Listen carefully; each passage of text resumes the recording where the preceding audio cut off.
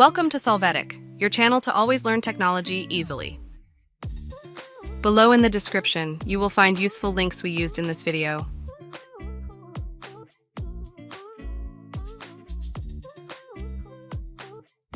Today at Solvetic, we will see how to charge Samsung Galaxy Watch 6.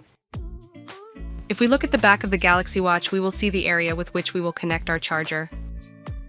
Hey, remember to subscribe Solvetic channel.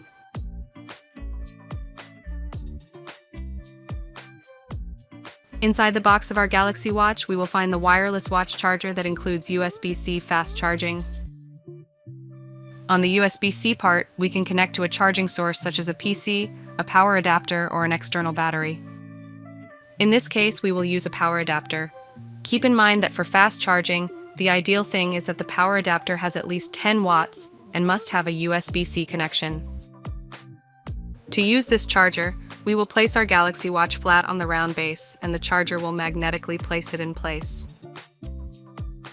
By connecting the cable, we will see how our Galaxy Watch begins to charge. We recommend that you always use certified or original adapters.